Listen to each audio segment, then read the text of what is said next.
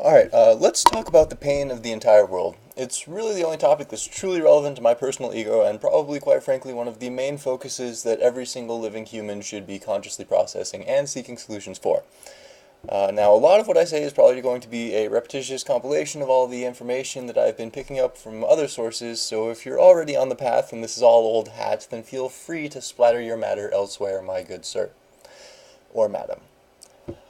But if you have a moment to spare, then I promise I won't waste your time. I will speak quickly, concisely, and ideally amusingly regarding this whole agony of the earth purgatory thing, which I consider to be quite important and tragic. So, enlighten memes. No longer just for naughty Illuma memers. I cannot convey how important it is that everyone stop analyzing themselves in terms of what they assume this absolutely fake materialistic society might like from them. Because that is exactly how you sacrifice the fabric of your pure spiritual essence that you could be and should become. You are not just a pack animal desperately seeking the shallow validation of acceptance, you are the fullest extent of the limitations of your creativity. Therefore, if you sacrifice your creativity and you just say, oh, everything that's happening is just how it is, and nobody's really satisfied with themselves, but that's okay as long as they make money. And all the animals are dying, and we're just throwing half the food away, but it's just people being people, we're only humans. And maybe half the politicians are literally raping and eating children. That is something that people need to be aware of and need to be fucking, but what can I do about all that? I mean, I'll just try to vote them out, I guess. But, we could be trying to build a world where the shit that is not okay does not happen, and nobody even wants awful things to happen anymore because everybody's been shown by example the power of love and the divinity of the creativity inside each of our unique individual potentials. It's really hard to awaken people because dreamers can almost never tell that they're dreaming. Plato's cave and all that. And I don't want to sound like I'm coming from a place of ego. I don't want to see, oh, I'm the guy with all the answers. I'm the guru, baby. Because I'm just taking a tiny little piece of the puzzle, my little tiny piece, and I'm doing whatever I can with it to hopefully expand the divine that is already in your mind. And I've never really fashioned myself a teacher or leader or anything, but with all the information that I've been accumulating lately, mostly regarding these materialistic problems that have been purposefully, maliciously implanted into people's psychologies, and which are massively detracting from both individual and collective potentials, it's kind of like I have to use whatever power I have available to hopefully snap people's souls back into their vain little zombie carriages.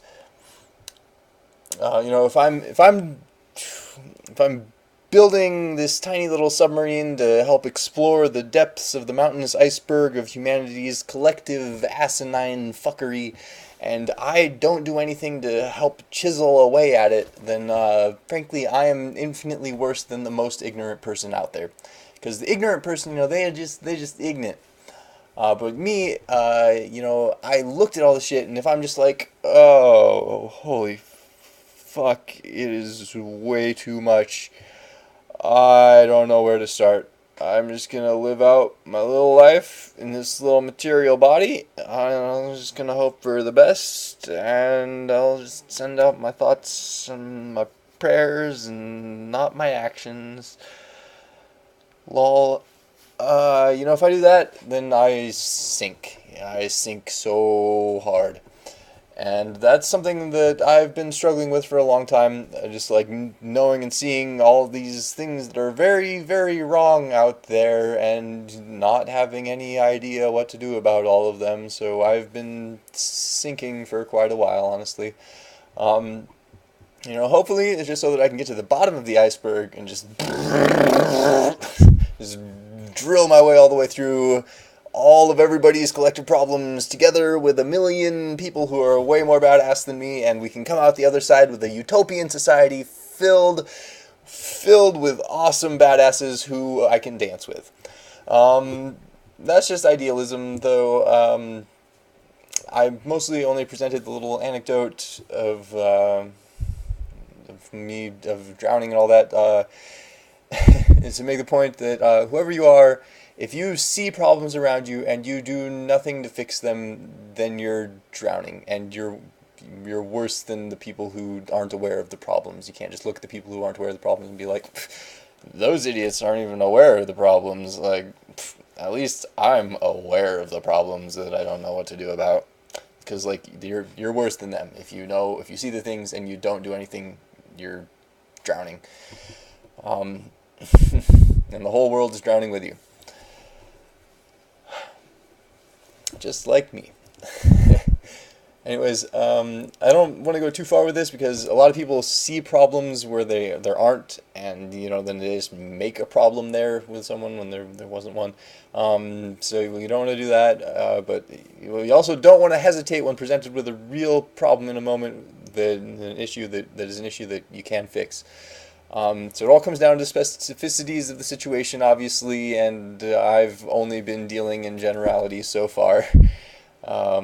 But I can't address every specific situation that occurs.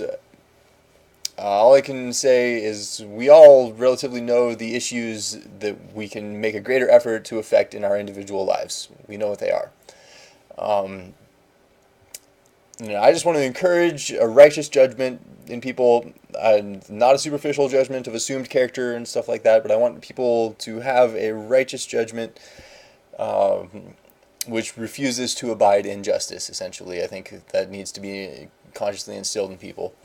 I want to encourage personal integrity, which does not waver in the face of false authority figures, nor the absurd justification of collectivist validation, such as, oh, everybody else is doing it, so I had to go along with it.